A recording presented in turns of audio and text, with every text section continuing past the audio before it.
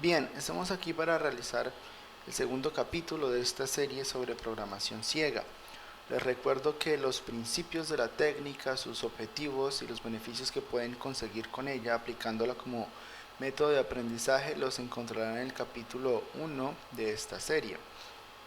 El día de hoy vamos a realizar dos ejemplos igualmente sencillos, cortos. La idea es no extendernos demasiado y recuerden que uno de los principios de la técnica es que los ejercicios que se tratan de realizar sean muy pequeños para que podamos digerirlos completamente y poder, en dado caso de tener que repetir el código, que no nos extendamos demasiado.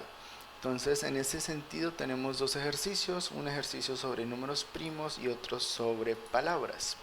El ejercicio sobre números primos es muy sencillo. Vamos a recibir un número, recibir un número y vamos a calcular todos los primos menores iguales a él. Calcular todos los primos menores o iguales a él. Ahí, recibir un número n. Calcular todos los primos menores iguales a n, ¿cierto? Son dos partes muy sencillas de realizar. Entonces, comencemos. Lo primero es capturar el número, ya sabemos. Eso lo hacemos mediante la función input. Número, de nuevo me disculpo por las tildes. Me expliqué en el primer video, procuro no utilizar los metas de UTF-8, podría utilizarlos, pero no vienen al caso. En su momento, en una guía dedicada a ello, le explicaré. De momento simplemente me disculpo por las tildes. Esto lo procesamos como un número entero. Recordemos que por defecto la función input devuelve un string, un texto, que se le pasa a la función int para que lo convierta en entero. Obviamente esto puede fallar, obviamente puede generar un error. Vamos a pulir ese código un poco en este video. ¿Cómo valido yo esto? ¿Cómo valido yo que n sea un número entero correcto? Bien, hay un algoritmo llamado jaula que se trata de colocar nuestro código fuente dentro de un ciclo infinito, while true. Eso es un ciclo infinito. Nuestro código problemático, nuestro código que puede generar un error, lo colocamos dentro de un ciclo infinito y este lo colocamos dentro de un bloque try. Este bloque try es la forma de capturar excepciones o errores en tiempo de ejecución en Python. Cualquier código que pueda ser problemático, que pueda dar un error, en este caso obviamente puede dar un error numérico al convertir lo que la persona escriba, puede dar un error y generar pues que el programa falle. Entonces lo colocamos dentro del try, del bloque try, para evitar que ocurra ese error. Entonces si ese error no ocurre, continúa la ejecución normal del programa. Entonces en este caso saldríamos de nuestro programa, saldríamos de nuestro ciclo, de nuestra jaula. En caso contrario, el except, ¿qué es el except? El except es un bloque que se ejecuta. Si aquí falla esto, si falla algo dentro del try, saltamos al except. Entonces, ¿qué debemos hacer si saltamos al except? Entonces, por favor, ingrese un número correcto, un número válido, punto, correcto. Ahí imprimimos un error y obviamente como el break está dentro del try, no del except, entonces el ciclo volverá a ejecutarse. Recordemos esto, el ciclo se está ejecutando de forma infinita. Solamente si yo ingreso un número correcto voy a alcanzar la instrucción break, que me permite salir del código. Hay algo interesante y es que n es una variable global, entonces es mejor inicializarla arriba, aunque Python tiene variables dominantes, es decir, que dentro del ciclo pueden ser capturadas, pero es mejor declararlas arriba para tenerla. Entonces aquí vamos a continuar con nuestro proceso. Saliendo de nuestra jaula, si n fue capturado correctamente, vamos a realizar el proceso. ¿Qué es un número primo? Recordemos que un número es primo si es divisible por sí mismo y por la unidad. ¿Correcto? Significa que un número no es primo si es divisible por cualquier otro número. Entonces vamos a crear una función que se encargue de evaluar si un número es primo. Hay muchas formas de hacer esto, hay muchas formas de optimizarlo, pero vamos a hacerlo de la manera más sencilla posible. Entonces def es primo y eso recibe un número n, llamémoslo posible p, un número posible p. Entonces debemos evaluar todos los números menores a la mitad de p.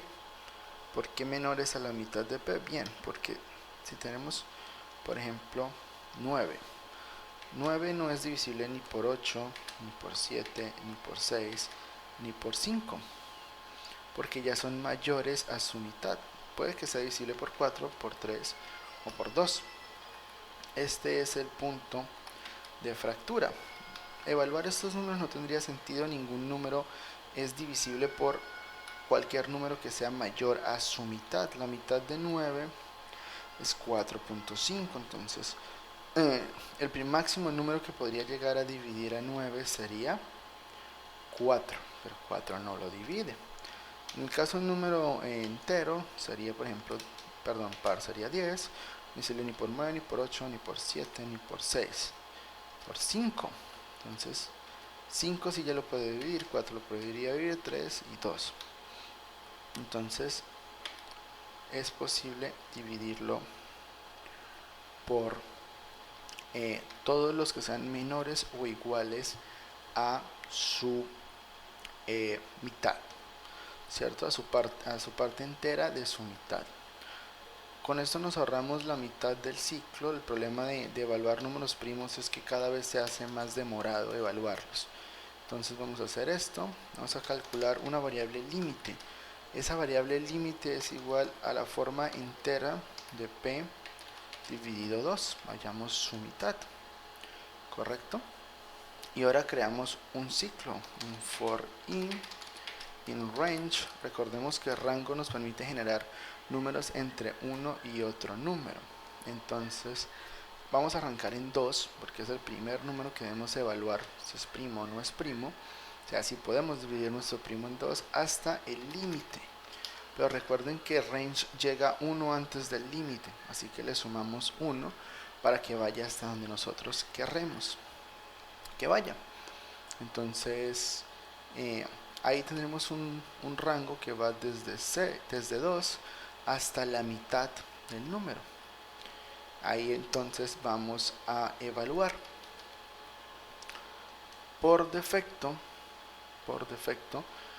vamos a crear también un algoritmo de caída y supervivencia. Un algoritmo de caída y supervivencia asumimos una premisa. Entonces esa premisa va a ser que la respuesta es verdadera, ¿cierto? True.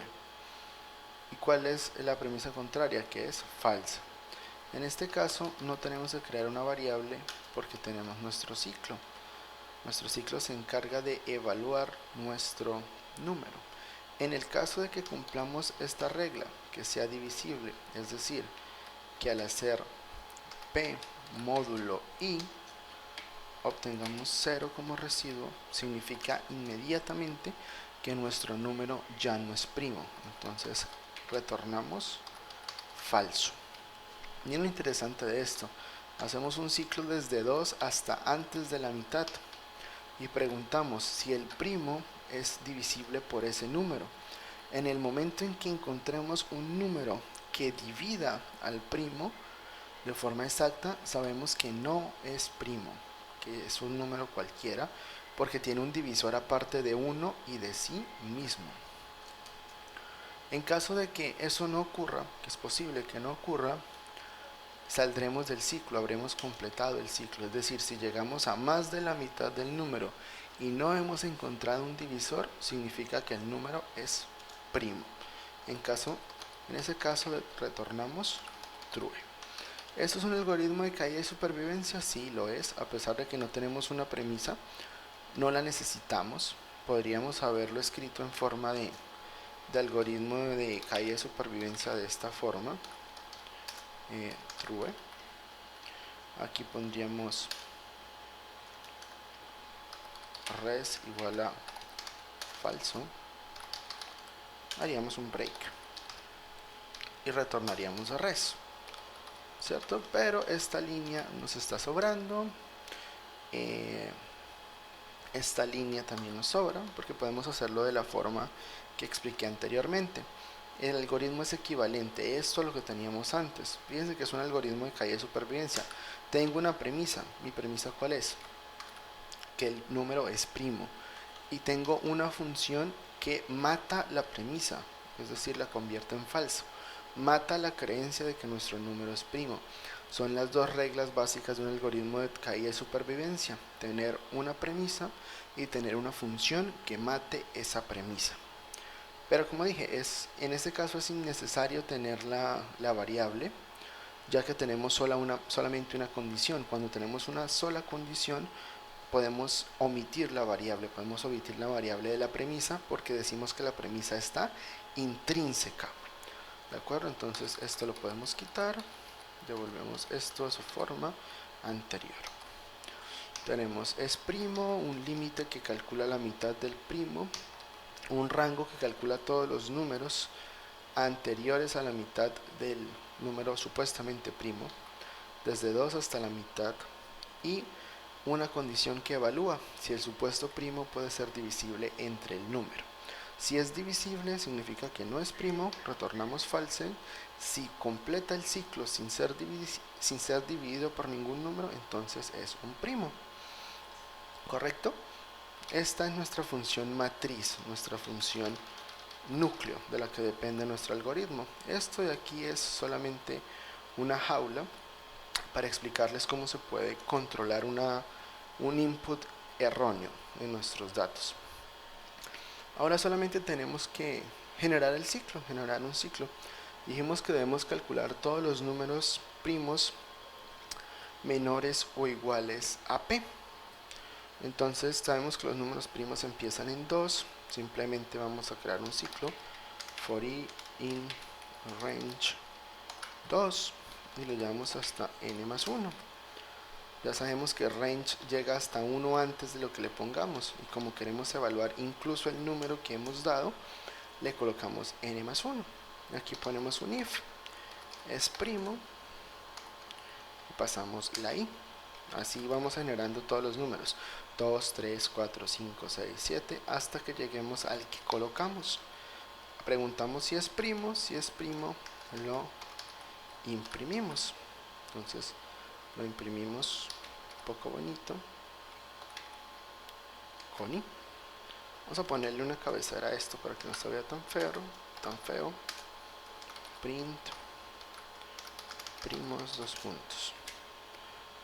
Bien, y ahí vamos imprimiendo. Ese sería nuestro algoritmo, ¿no?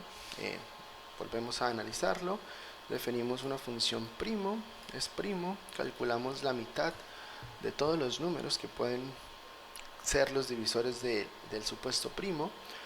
Generamos un ciclo que vaya procesando, que vaya generando esos números desde 2, no tiene sentido dividirlo por 1, todos los primos son divisibles por 1, hasta esa mitad. Si el supuesto primo es divisible, recuerden que un número es divisible por otro si su residuo es igual a 0. Entonces validamos el residuo igual a 0. En ese caso, si el residuo da 0, significa que el número no es primo, entonces retornamos falso. En caso de que logre terminar el ciclo, retornamos true. Aquí creamos o indicamos la bandera n con un valor de none, de vacío. Creamos un algoritmo de jaula, es un ciclo infinito, es un algoritmo de jaula. Colocamos un bloque try. Recuerden que todo lo que esté en un bloque try está sujeto a generar un error. Aquí, ¿cuál es el posible error que puede ocurrir? Que cuando yo pida un número, alguien escriba, por ejemplo, perro o gato. Esas palabras no se pueden convertir en enteros. Entonces esto generaría un error. Por lo tanto, el bloque try saltaría hasta la instrucción except, hasta el bloque except, y ahí mostraríamos este mensaje: por favor ingrese un número válido. Por el contrario, si ingresan un número correcto, llegamos hasta la instrucción break, que rompe el ciclo y nos permite continuar con nuestro algoritmo. Aquí imprimimos una etiqueta de números primos y hacemos de nuevo un ciclo con la variable de control in, que está en el rango desde 2 hasta n más 1. Recuerdo que este n más 1 es porque la función range genera números hasta 1 antes del que le demos. Si yo le digo range 5, él va a generar 0, 1, 2, 3 y 4. Si yo le digo range 2, 5, va a generar 2, 3 y 4. Entonces, como queremos un número más después del que calculamos, después del que recibimos, pues le ponemos más 1. Dentro de eso tenemos un if, el cual pregunta a la función es primo, a quien le enviamos para que verifique que sí es primo, a cualquiera de esos números que están dentro del rango de los que pedimos.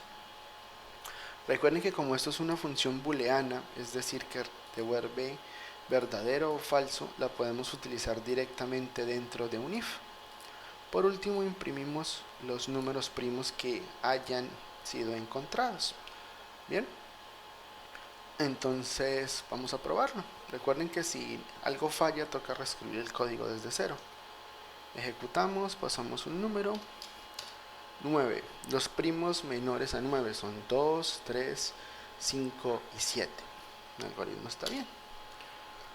Utilicemos un número más grande, uno que tenga un primo cercano, 10. 2, 3, 5, 7.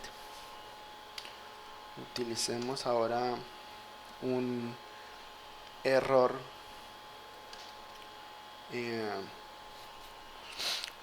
¿de qué? De entrada. Entonces F5, escribimos por ejemplo gato, y ahí dice por favor ingrese un número válido. Ocurre eso porque estamos escribiendo gato, yo escribo perro, sigue estando en un error. Cuando yo escribo 79, él me genera todos los números primos menores o iguales a 79. ¿Correcto? ¿Qué ocurre si yo escribo por ejemplo 1? Si yo escribo 1, no me imprime nada porque no hay ningún primo que esté antes de 1. Bien, ese es el primer algoritmo del día, el algoritmo de generar números primos. Es muy sencillo. Podemos también modificarlo para que en vez de escribir todos los números primos menores iguales a un número, me genere esa cantidad de números. Entonces, en vez de hacer esto, cambiaremos este algoritmo. Estamos haciendo 5, todos los números que hay entre primos que hay entre 1 y 5. Ahora vamos a hacer, si yo digo 5, me debe generar los 5 primeros números primos, que son 2, 3, 5, 7 y 11. ¿Correcto? Entonces vamos a cambiar esto. ¿Cómo cambiamos esto? Sencillo, cambiamos el ciclo for por un ciclo while. Ponemos un contador. Contador es igual a 0. Y hacemos un ciclo while. Un ciclo mientras contador sea menor a n. Porque cuando el contador llegue a la cantidad de números que hemos pedido, pues va a detenerse. ¿Correcto? Y aquí vamos a realizar un ciclo eterno. Entonces empezamos con, llamemos esto semilla. La semilla, bueno, no llamemos semilla, llamémosla primo. Posible primo. Posible primo arranca en 2, ¿no? El primer número que es posiblemente un primo. Entonces lo que hacemos aquí es muy simple. Preguntamos con un if es primo y le pasamos a posible primo. Correcto, si es primo lo imprimimos, print /t, coma, y el posible primo. Incrementamos el contador porque ya encontré un primo. Entonces contador es igual contador más 1, ¿de acuerdo? Y en cualquier caso incrementamos el posible primo más 1. Esto es diferente a esto. La variable contador sirve para saber cuántos números primos hemos encontrado. La variable posible primo simplemente sirve para ir generando los números primos que queremos, los números que creemos que pueden ser primos y ver si lo son o no lo son, ¿de acuerdo? Entonces con este algoritmo ya no vamos a generar los números primos menores iguales a algo, sino todos los números primos que yo pida. Si pido 100 primos, él me generará 100 números primos, ¿de acuerdo? Entonces vamos a ejecutarlo. Entonces yo pido los 5 primeros números primos. Los 5 primeros números primos son 2, 3, 5, 7 y 11. Esos son mis números primos. Entonces voy a pedir otra vez números primos. Voy a pedir los 20 primeros números primos. Los 20 primeros números primos son 2, 3, 5, 7, 11, 13, 17, 19, 23, 29, 31, 37, 41 y bueno, ahí están todos. Si quieren pueden corroborarlo con una tabla de números primos en internet. Obviamente a medida que yo le pida números primos, más cantidad de números primos, cada uno cuesta más que el anterior. Yo quiero sacar los primeros 100, 1, 2, 3, 100.000 números primos. Entonces ahí voy teniendo una cierta velocidad, no sé cuántos he generado. Esa podría ser una mejora. Recuerden que no estoy incurriendo en errores, no estoy atentando contra la norma de la programación ciega porque no estoy corrigiendo ningún error. Mi programa ha funcionado siempre como yo he querido que funcione. Lo primero que planteamos fue generar números primos menores o iguales al número. Lo cumplimos. Lo que hicimos ahorita fue una modificación o una optimización de ese algoritmo. Ahora ya nos está haciendo lo que querríamos. Ojo con esto, si yo planteo una optimización y fallo en hacerla, entonces tengo que borrar el código y volverlo a hacer desde cero. Planteé la optimización, que me calculara los números, la cantidad de números primos que yo pidiera. La ejecuté, no falló, no tengo que borrar el código. Ahora voy a plantear otra optimización, que me imprima cuántos números primos ha encontrado. No solamente el primo, sino cuántos, qué posición de primo es ese, cuántos llevo hasta el momento. Entonces para hacer eso lo único que debo es cambiar el orden de estas instrucciones e imprimir. Entonces voy a imprimir contador y posible primo. Así sabré cuántos llevo y cuál es el primo. Bien, es sencillamente eso. De nuevo voy a agrandar la pantalla. Voy a pedir de nuevo los 100.000. 100, 1, 2, 3.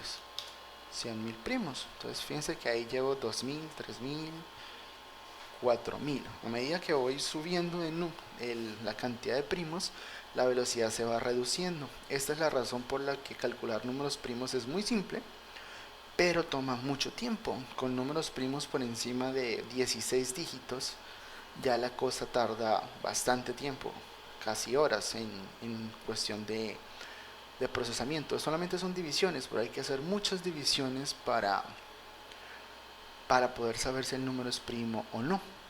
Una forma de optimizar esto, de reducir el tiempo de demora calculando los números primos, es ir guardando los números que son primos, en una matriz, en una lista, de tal manera que cuando yo busque el siguiente primo, ya no tengo que dividir por todos los números que son menores a su mitad, sino únicamente por todos los primos anteriores que sean menores a su mitad. Obviamente, como hay muchos menos números primos que números en general, voy a ganar mucha velocidad, pero aún así, con esa mejora, que es la mejor que se puede hacer sin tener que recurrir a fórmulas matemáticas analíticas, fórmulas de teoría de números, podemos tener una muy buena optimización, pero aún así vamos a tardar mucho en generar una cantidad de números grandes. Miren que apenas estoy viendo 100.000, llevo 15.000, 16.000 números primos y ya estoy empezando a notar la lentitud al generarlos, y esto puede tardar más y más y más. Bien, no voy a dejarlo corriendo, no quiero alargar el video innecesariamente, entonces voy a detenerlo. Este es nuestro primer algoritmo, 36 líneas de código, generador de números primos. Adiós. Ahora vamos a hacer el contador de palabras.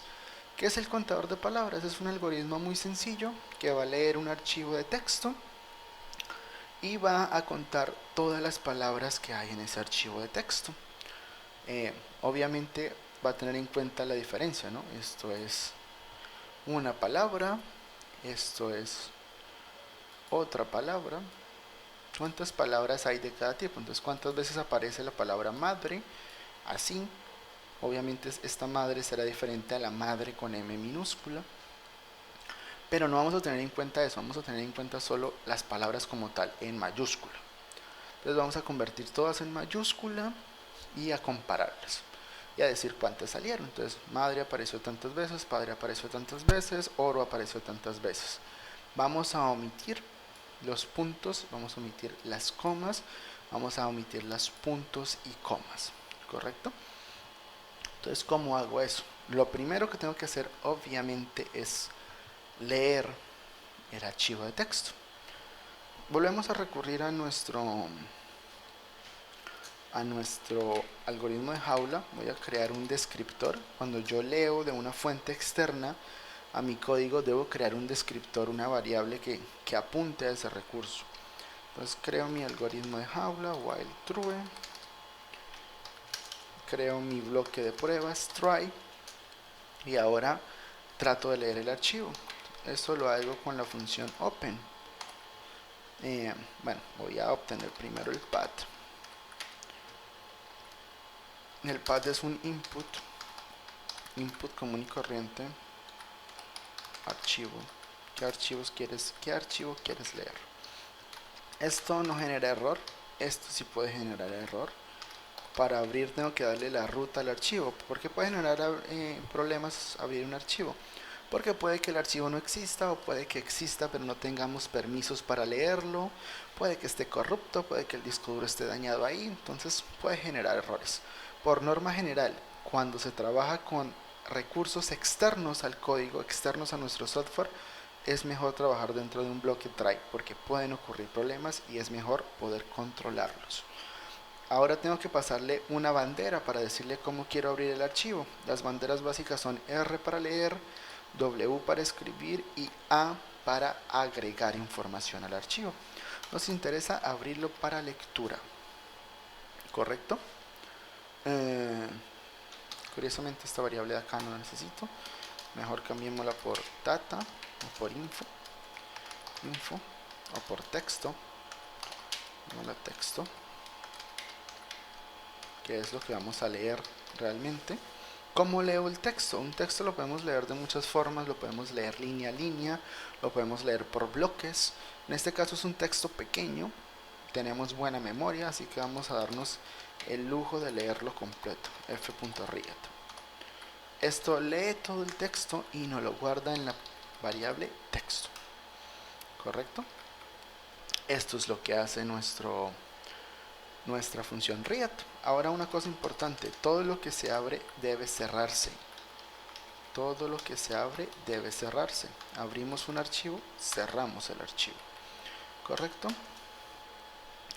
Ahora ponemos el bloque except, que es el que nos va a controlar la excepción. Entonces, verdad, falta ponerle el break. Si no le ponemos break, no salimos de la jaula y nos quedamos ahí preguntando path y path y path. Bien, break, Si ocurre un error, entonces hacemos el mensajito. Siempre es bueno error al leer el archivo.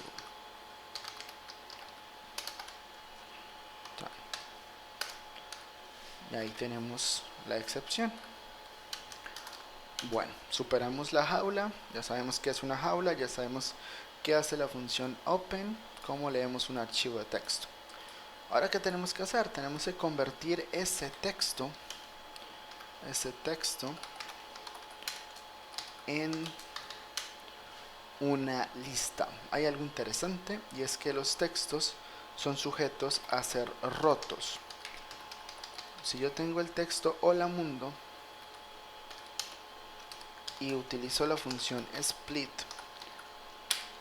le paso un espacio como parámetro, como argumento, él me rompe mi frase hola mundo en dos palabras separadas por medio de ese separador, ¿correcto? Entonces, nuestro separador, ¿cuál va a ser? Nuestro separador va a ser los espacios. Todas las palabras dentro de un texto están separados por espacio. Otra cosa interesante es replace. Si yo digo s.replace y le digo que voy a reemplazar las h's por x, perdón, tengo que convertirlo de nuevo en texto, porque con una lista no funciona. Voy a reemplazar las h's por x. Entonces él me cambia la h por una x y me deja sola mundo. ¿Para qué vamos a utilizar el replace? El replace lo vamos a utilizar para eliminar todos los puntos, todas las comas, todos los puntos y comas que encontremos en el archivo. También lo vamos a utilizar para eliminar las secuencias de escape. ¿Cuáles son las secuencias de escape? \n, /r, que estas son usadas por la mayoría de los sistemas operativos para completar los saltos de línea, los enters. Si ustedes van a un editor medianamente bueno, van a encontrar algo como esto: establecer fin de línea, y van a ver que tiene el modo Windows, que es CRLF, es decir, /r/n. Sistemas Linux, el estándar es /n, y en sistemas Mac antiguos es /r. Entonces, como no nos importan estos saltos de línea, no nos importan, ¿cierto? No nos importan para nada, pues los vamos a eliminar.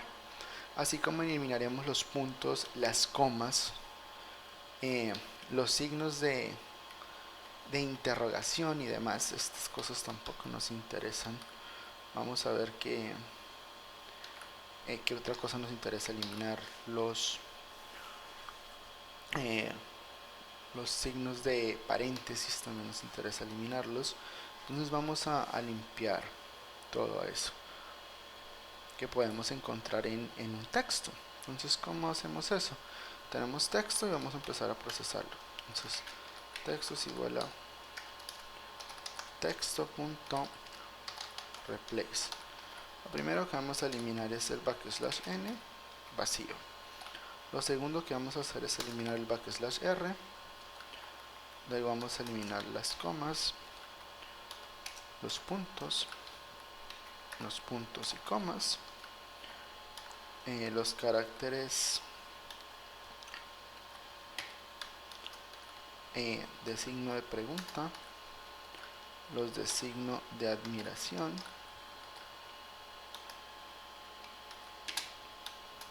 correcto, y los paréntesis, correcto. Esto es lo que vamos a eliminar. No nos interesa para nuestro contador de palabras. Podemos hacerlo así, es una forma de hacerlo, o podemos echar mano de una lista. Entonces vamos a echar mano de una lista que se llame eliminar. Entonces echamos mano de una lista y vamos a eliminar todos los caracteres que no nos interesan: /n, /r,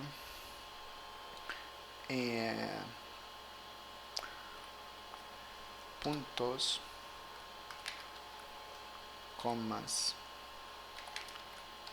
puntos y comas, signos de interrogación,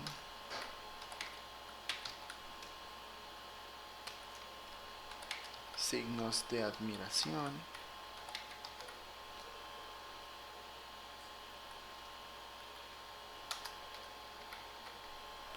signos de admiración, paréntesis. ¿Correcto? Aquí tengo una lista y puedo seguir agregando todos los que yo quiera a la lista, pero de momento es poco probable que se encuentre dentro de un texto normal, dentro de un poema. Por cierto, este es el poema Poderoso Caballero es Don Dinero, de Gustavo Adolfo Bécquer. La verdad yo no soy muy dado a la poesía, pero este poema me parece bastante cómico y me gusta mucho, por eso lo tengo de prueba. Entonces aquí tengo una lista, esto es una lista en Python. Una lista es muy similar a lo que sería un arreglo en cualquier otro lenguaje, que contiene una secuencia de información agrupada. Las listas en Python son muy flexibles, pueden tener cualquier tamaño y pueden almacenar cualquier tipo de información. En este caso la tenemos almacenando únicamente texto, el texto que vamos a eliminar. Ahora hacemos un for eli in eliminar. Entonces voy a recorrer todos los elementos de la lista eliminar y los voy a borrar. Esta es la forma iterativa del ciclo for, ¿correcto? Entonces sirve para hacer un proceso únicamente de lectura. Si yo quisiera cambiar algo del contenido de eliminar dentro del ciclo, no podría, porque estoy trabajando con una copia de lectura, no de escritura. En este caso solamente vamos a leer, así que no nos interesa. Entonces aplicamos a texto, punto replace eli y lo vamos a cambiar por vacío. Ahí ya tendríamos limpio nuestro ¿qué? Nuestro texto. Ahora, ¿qué necesitamos hacer? Crear un diccionario en donde vayamos guardando nuestra información. Los diccionarios son muy interesantes, se crean con esta instrucción. Si yo le pregunto tipo diccionario, él me va a decir que es de tipo diccionario. Y yo puedo aquí empezar a agregarle cualquier cosa. Entonces, decirle perro, diccionario en su campo perro es igual a 58. Y si yo imprimo dic, ahí lo tengo. Dic tiene tres funciones interesantes. Una es dic.case, que me devuelve todas las claves. Las claves son estas palabritas que están al lado izquierdo de los dos puntos. Esas tienen que ser siempre strings, siempre cadenas. Vamos a mirar lo que tengo en Dix. Tengo una lista que es perro. También tengo otra que son values, que son los valores en este caso 58. Aquí en los valores, las claves, los case, tienen que ser siempre texto. Los valores pueden ser cualquier cosa, texto, números enteros, incluso otros diccionarios. Son muy flexibles en ese sentido. Y otra cosa que tiene esto es la función items o el método items, que me permite sacar la clave y el valor como si fuera una tupla. Y eso es muy interesante a la hora de ponerlo en práctica. Entonces los diccionarios nos facilitan mucho este algoritmo que vamos a realizar. Diccionarios en otros lenguajes como en PHP se les llama arrays asociativos o arreglos asociativos, o también se les llama hashmap o hapstree. Bueno, tienen diferentes nombres dependiendo el lenguaje y el contexto. Aquí son diccionarios, ¿listo? Entonces vamos a crear un diccionario que se llame palabras, obviamente. Arranca vacío. ¿Por qué arranca vacío? Porque vamos a hacer un algoritmo de cajas o de baldes. Los algoritmos de cajas o de baldes pueden ser cuantitativos o cualitativos, pueden ser determinísticos o dinámicos. Este es un algoritmo dinámico porque no sé qué palabras vayan a haber allá en el texto. Tampoco me voy a poner a crear todas las categorías para las palabras que existen, son muchas. Entonces simplemente lo dejo vacío y a medida que encuentro una palabra nueva la voy agregando. ¿Correcto? Entonces es dinámico porque voy agregando las categorías, y es cuantitativo porque voy contando, voy contando cuántas veces se encuentra una palabra. ¿Listo? Eso es todo. Las formas cualitativas lo que se hace es que se va agrupando, y en las formas del algoritmo de cajas, que es determinístico, se tiene ya todas las categorías desde el inicio. Digamos, un algoritmo de cajas para los sexos, el sexo es masculino o femenino, solamente son esas dos, entonces es determinístico, ¿vale? En este caso es dinámico y es cuantitativo. Dinámico porque voy a crear las categorías a medida que leo la información y voy contando, por eso es cuantitativo. Entonces, ahora ¿qué hago? Convierto texto en una lista. Puedo convertir texto en una lista. Recordemos esto, que si yo tengo S como hola mundo, le digo s.split, él me lo convierte en una lista de palabras separadas por espacio. Entonces voy a decir texto es igual a texto.split y separo por espacios. Ahora, como esto es una lista, ya sabemos que puedo utilizar el ciclo for iterativo para recorrerlo. Entonces vamos a hacerlo. For palabra en texto. ¿Qué tengo que hacer for palabra en texto? Para cada palabra en el texto tengo que verificar si la palabra ya está en las palabras. ¿Cómo hago eso? Recordemos esto, this.case, ¿cierto? Y yo puedo hacer esto. Si yo tengo una lista que es 1, 2, 3, 4, yo puedo preguntar 3 in L y me va a devolver verdadero. Si yo le digo 11, me va a devolver falso. Yo puedo preguntar si un elemento está dentro de una lista, y como puedo obtener la lista de las claves de mi diccionario, entonces puedo hacer algo como esto, como palabra, vámonos aquí directamente, voy a hacer esto, si palabra, si la palabra que tengo en este momento, bueno, ok, vamos a hacer una cosa, dijimos que no íbamos a tener en cuenta mayúsculas ni minúsculas, entonces convirtámoslo, llamémosla temporal es igual a esto upper, perdón, palabra.upper.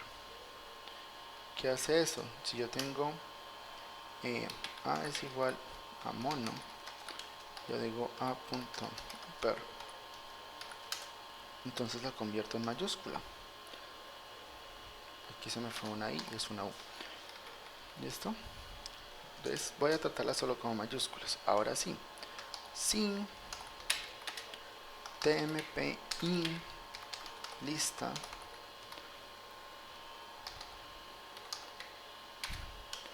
palabras.case, ¿cierto? Estoy preguntando ahí si la palabra que estoy evaluando ya está en el diccionario. Entonces lo que hago es palabras en su campo tmp es igual a palabras en su campo tmp más 1, ¿cierto? Si ya había encontrado esa palabra, por ejemplo la palabra oro, le sumo 1, porque ya tenía 1, le encontré la segunda vez, lo pongo en 2. Else, si no tengo esa palabra todavía en el diccionario, por ejemplo una de las primeras palabras, entonces tengo que crearla. ¿Y cómo la creo? Pues sencillo, ya lo vimos, palabras en su campo tmp, un diccionario podemos ponerle cualquier clave y un valor, entonces palabras tmp igual a 1. Entonces repasemos esto. Esto de aquí me convierte un texto en una lista. Esto de aquí me permite recorrer cada elemento de esa lista, es decir, cada palabra. Esto de aquí me convierte una palabra que puede estar en minúscula, me la convierte toda en mayúsculas. Esto de aquí, ya vimos que podemos utilizar el operador in para verificar si un elemento se encuentra dentro de una lista. Y ya sabemos que podemos sacar todas las llaves de un diccionario utilizando la función o el método case. Entonces, si esa palabra que tengo en ese momento ya estaba dentro del diccionario, Pues sencillamente voy a ese campo del diccionario y le sumo 1.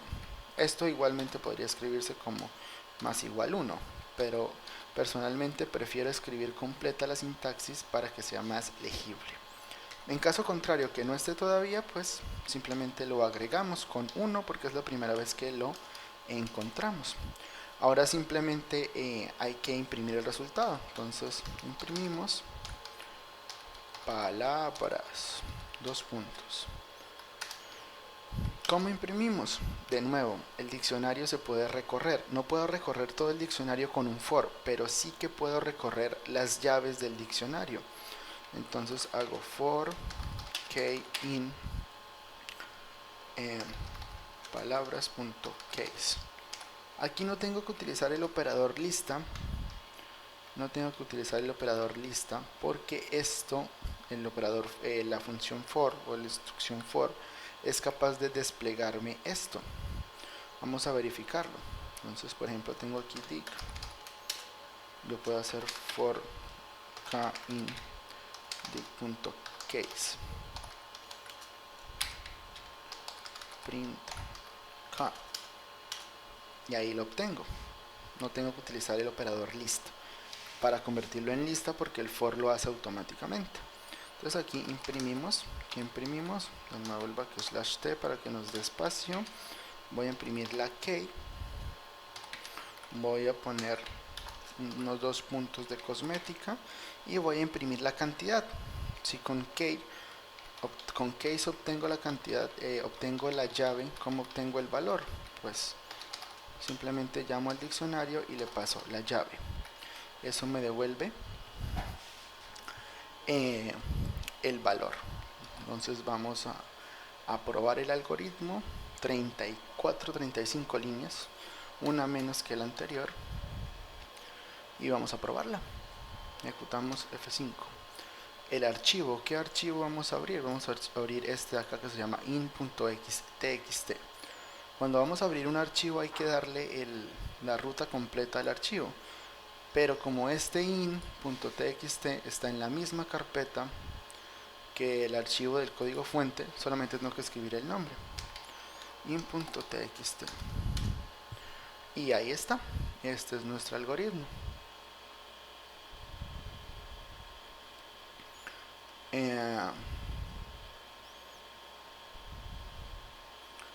Bueno, aquí tenemos el algoritmo, está funcionando correctamente. Está pasando algún error con el replace, están quedándose algunas palabras, fiero, hace, sí, don, que, y aquí está ocurriendo algo con el backslash. Probablemente haya encontrado un backslash n en el replace, porque también están apareciendo comas y puntos, y eso se supone que debería haber desaparecido al procesarlo, porque para eso hicimos esto. Ok, error, es un error de concepto, sí, por supuesto, ahí habría que escribirlo todo de nuevo, y es esto, que si yo tengo y es igual a hola y hago y.replace h por x, si efectivamente me hace esto, pero si yo vuelvo a imprimir y, no me ha cambiado. Tengo que hacer y igual a y. Ahora sí. Entonces este error de concepto me va a costar el borrar todo el código y volverlo a hacer. Entonces vamos en speedrun a hacerlo. Entonces variable texto es none, hacemos un ciclo infinito true, dentro ponemos un try, dentro creamos un descriptor de archivo, dentro creamos un path correcto que lo vamos a leer con input archivo espacio. Dentro creamos un descriptor de archivo con la función open. Path le pasamos la bandera de solo lectura, que es R. Cargamos el texto con lo que leemos a través de la función read. Cerramos y nos salimos de la jaula, except, imprimimos el error, ¿no?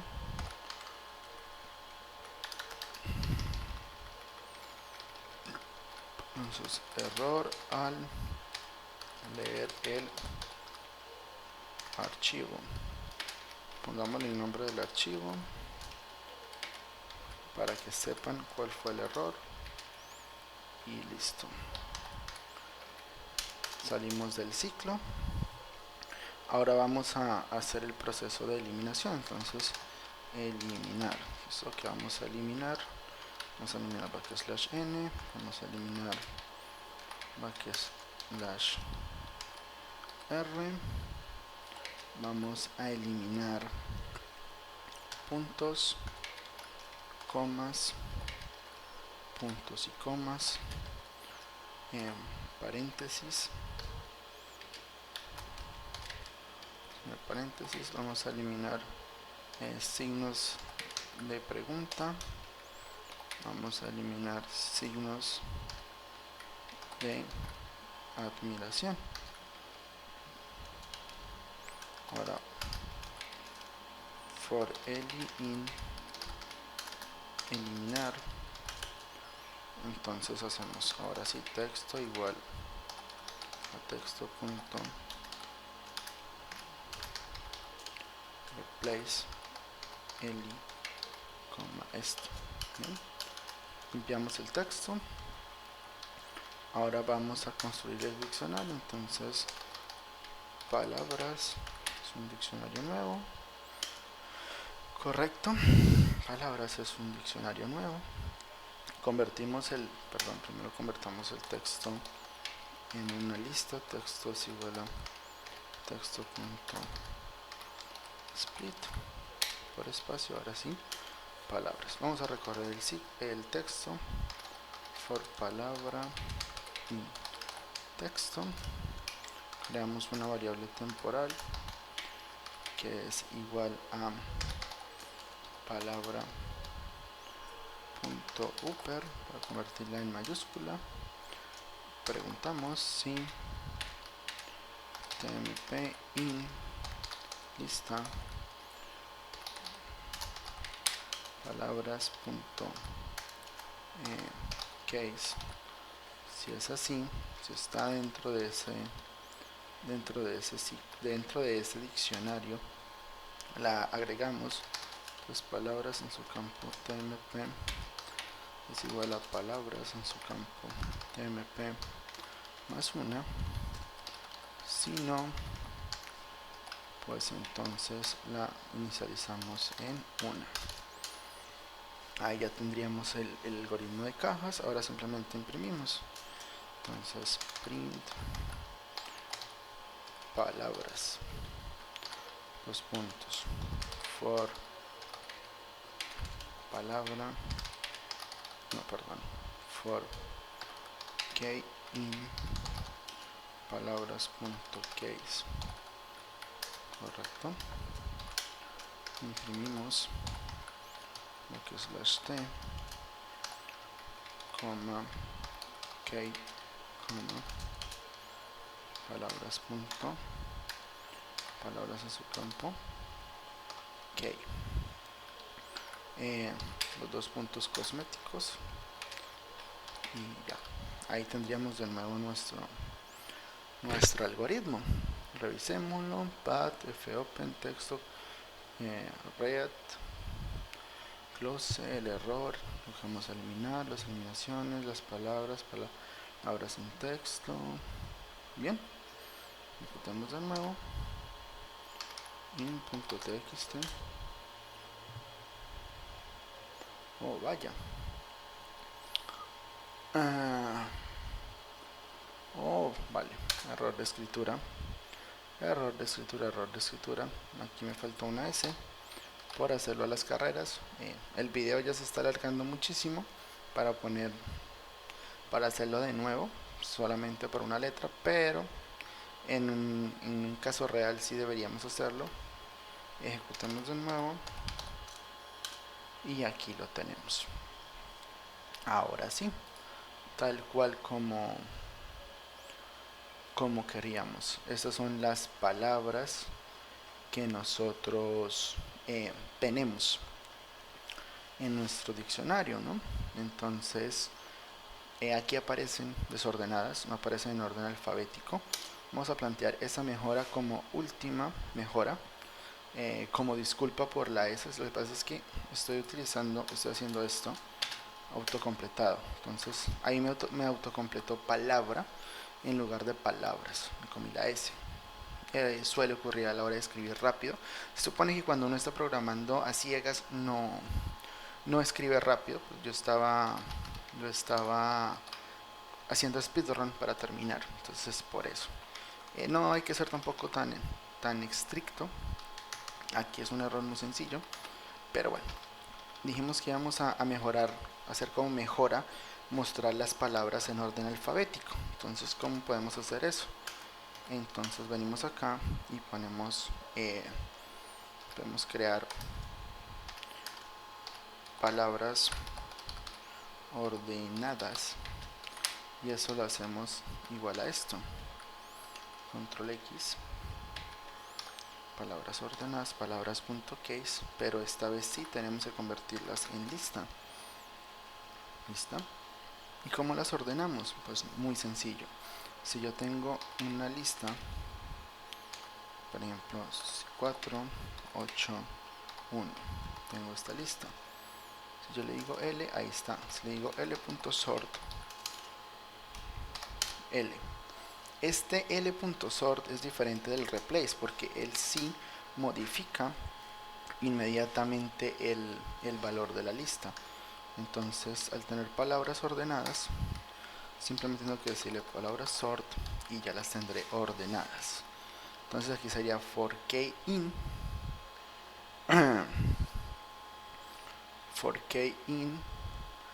palabras ordenadas. Palabras ordenadas. Listo. No cambia absolutamente nada. Esto me sirve como una lista para las palabras, donde voy a tener las ordenadas. Voy a tener ordenadas las claves. Al tener ordenadas las claves, aquí accedo a la palabra según la clave y me la muestra. Ejecuto, agrando un poquito la letra, agrando y escribo texto.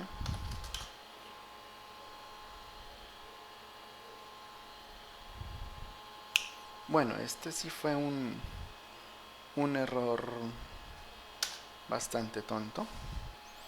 Esta parte del código es la mejora.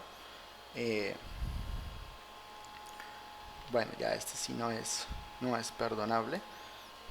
Volvemos a borrar las palabras. Último intento. Ahí cometí un error muy tonto. Hice esto. Lo que pasa es esto. Al hacer esto, lo que me queda guardado en palabras ordenadas es el resultado de sort. Como ustedes se dan cuenta, sort no devuelve nada. La forma correcta de hacerlo habría sido palabras ordenadas.sort, correcto, in.txt. Ahí sí tendría las palabras ordenadas. Y dirán, ¿por qué queda el de final? Porque él tiene una tilde, y al tener una tilde va después en el código de letras de los lenguajes de programación. O sea, el sort ordena según bytes, y el tiene un byte más, el con tilde tiene un byte más alto que la Z, por eso va de último.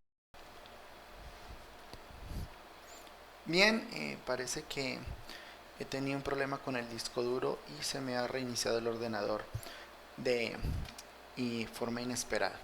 Pero bueno, no pasa nada, vamos a continuar con el ejercicio. Ya sabemos cuál es la solución al problema anterior, pero hay que tener en cuenta una cosa. Ahora que estaba esperando el reinicio del ordenador, me puse a pensar un poco. Estamos eliminando esto y esto, es decir, los puntos y los saltos de línea. Entonces está ocurriendo esto, se me está uniendo dos palabras. Entonces la solución que se me ocurre es eliminar el punto y reemplazar el salto de línea por un espacio. De esa manera no debería tener problemas para contar las palabras. Entonces vamos a implementar esa mejora aprovechando que hay que hacer de nuevo el ejercicio. Entonces vamos a hacerlo. Texto es una variable de tipo texto. Hacemos el ciclo true para nuestra jaula. Hacemos el try para procurar los errores y capturamos el path igual a input archivo correcto. Bien, creamos el descriptor hacia nuestro archivo path y lo abrimos para solo lectura. Correcto, hacemos texto es igual a f.read, leer el descriptor y cerramos, fclose, rompemos. No sé si ya lo he explicado en este video o en el anterior, el break en Python funciona para romper ciclos. Seguro que alguno lo habrá visto en los switch case, pero pues en Python no existe switch case. Entonces su función principal es esta: romper ciclos, romper procesos. Entonces hacemos un print. Este print es el del mensaje de error. Entonces error al leer el archivo, más path más signo de admiración y un punto. Bien, aquí empezamos con la parte de manipulación del texto. Entonces vamos a hacer las modificaciones, ¿no? Entonces para ello vamos a reemplazar. Entonces texto es igual a texto.replace. Lo primero es reemplazar el \r, un posible \r, por un \n. Y lo segundo es reemplazar un posible doble \n por uno solo. Lo tercero sería reemplazar el \n por un espacio. Correcto, esto sí es un proceso pues fijo. Vamos ahora a hacerlo de eliminar. Entonces eliminar, voy a hacerlo de esta forma, listo. Y voy a decir que voy a eliminar punto, coma, punto y coma, signos de admiración, signos de interrogación, signos de admiración, paréntesis, pongámosle una vez estos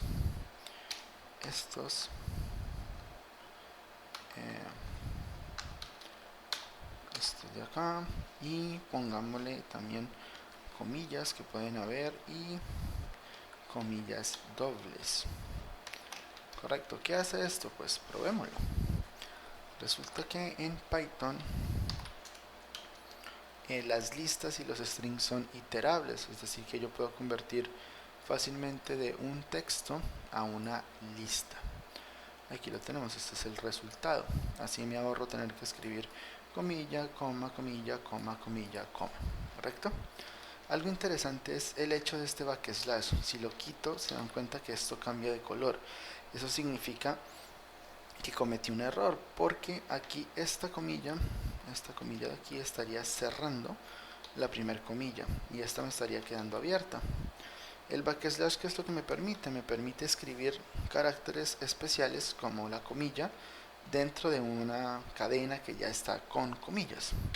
Igual dentro de la comilla simple sí que puedo escribir comillas dobles, pero no puedo escribir comillas simples. Me generaría esto que es el bloque de texto, entonces lo cambio con el backslash.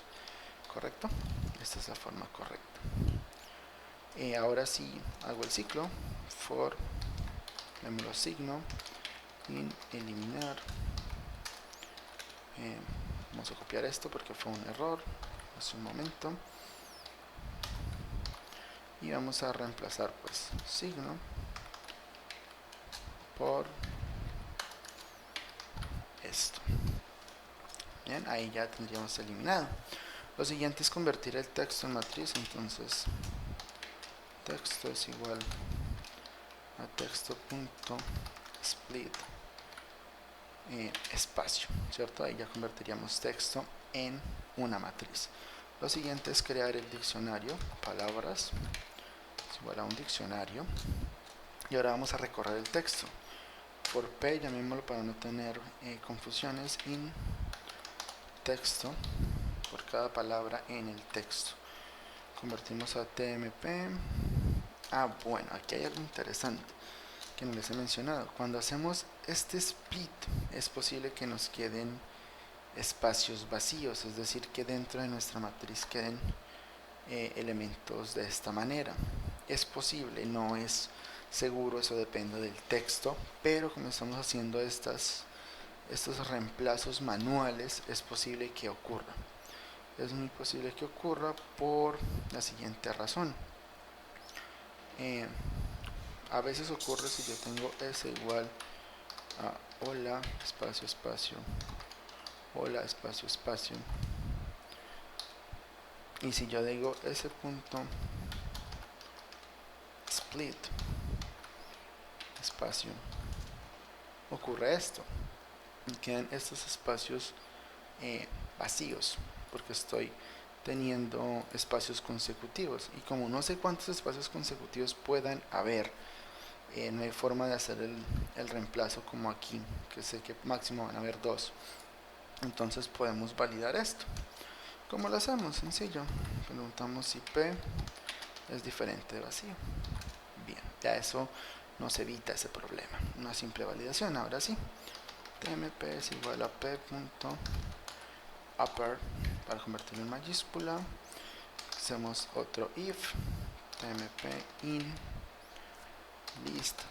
Esto es muy interesante. Siempre que vayamos a utilizar una función para anidarla, es bueno abrir y cerrar los paréntesis de una vez, aunque como se dan cuenta los buenos editores nos marcan cuando abrimos y cuando cerramos. Entonces aquí sería palabras.case. Recuerden que eso nos permite acceder a los case, a las palabras del diccionario.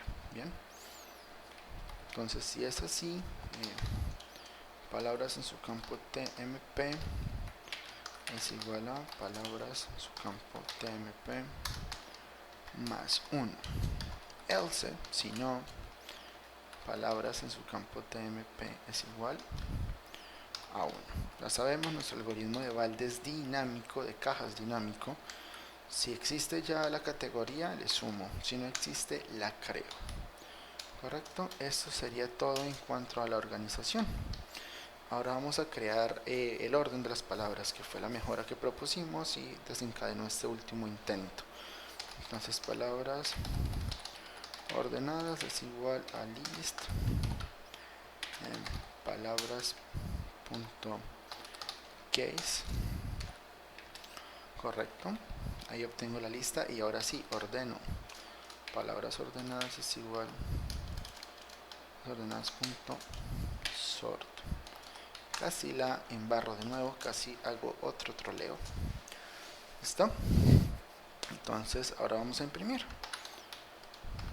Print palabras, dos puntos. Vamos a hacer un for k in palabras ordenadas, ¿cierto? E imprimo print el backslash t de maquillaje, k, que es la palabra, más los dos puntos de maquillaje, más. Aquí ven algo interesante. El palabra sub k es un número entero porque es cuántas veces aparece la palabra, y un número entero no puede pegarse, no puede concatenarse con texto, entonces lo convertimos a texto con str. Bien, eso sería todo antes de poder probar nuestro algoritmo. Esperemos no haber cometido un error, otro error troll.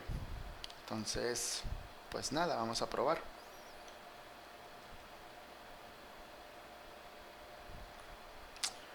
Ejecutamos, mandamos un poco el texto, in.txt. Ahí tenemos el resultado, está ordenado. Recordemos que este poema siempre termina con la palabra dinero. Aquí está dinero 6 veces. No hay palabras pegadas, entonces funciona correctamente. Estaríamos ante la solución correcta. Pero bueno, vamos a ponerle un bono adicional, ya que un pequeño bono adicional, ya que tuvimos que repararlo por última vez. Entonces vamos a ponerle un plus que me diga cuántas palabras tiene el texto, cuántas palabras diferentes. Ya sabemos que la función len nos devuelve o bien cuánto texto, cuántas letras tiene un texto, o bien cuántos elementos tiene una lista. En este caso, la cantidad de palabras la tenemos aquí en palabras ordenadas. Ahí tenemos todas las palabras, entonces vamos a aplicarle un len palabras ordenadas. Palabras ordenadas más, vamos aquí un espacio, pero ocurre lo mismo, ¿no? Len es un tipo entero, es un tipo numérico, y esto es texto, y como ya dije hace un momento, no podemos unir texto con números. Entonces aplicamos el str y ahora sí, última ejecución, agrandamos esto, agrandamos el texto, in.txt, y vamos a ver cuántas palabras se necesitaron. 121 palabras. 121 palabras se necesitan para escribir el poema Poderoso Caballero es Don Dinero, de Gustavo Adolfo Bécquer. Bueno, eso sería entonces todo por hoy. Ha sido un ejercicio bastante frustrante. He tenido que reescribirlo en repetidas ocasiones por errores muy sencillos, errores muy trolls, la verdad. Hay que distinguir una cosa, son los errores trolls, como esto de comerte unos 2 puntos, escribir mal el nombre de una variable, no tener en cuenta el resultado de un proceso como este. Son errores muy muy cómicos que nos ocurren a cualquiera en cualquier momento y a cualquier nivel. Obviamente cuando se está aprendiendo son otro tipo de errores los que ocurren, ¿no? Ocurren errores de concepto, errores de utilizar funciones inapropiadamente, pero el truco es ese, el truco es la frustración. Cuando te frustras, tu cerebro entra en un estado especial en el que el estrés, el desasosiego, la frustración en sí mismo te ayuda a recordar. Entonces, si te frustras con algo, si te frustras tratando de hacer un ejercicio, lo borras y lo vuelves a hacer y vuelves a fallar, pero esta vez en una cosa diferente, significa que has aprendido algo. Y entre más sigas intentando, más intentos hagas, más repitas, más vas a aprender, más conceptos vas a aprender, mejor sintaxis vas a tener, mejor código. Es una cuestión muy simple. La programación ciega está diseñada para obligarte a leer y releer tu código, porque si el código sale mal, tienes que leerlo para saber qué ocurrió, porque estaba mal, y después tienes que volverlo a escribir, y al hacer ese proceso, esa repetición, tu cerebro aprende por repetición, aprende por asociación. Recuerden que nosotros aprendemos por asociación de lo que vemos, de lo que hacemos y de aquello en lo que fallamos. Entonces asociamos el error con el concepto del error, ese error, esa frustración, tengo que volver a escribir todas las 40 líneas porque me faltó una S en una variable.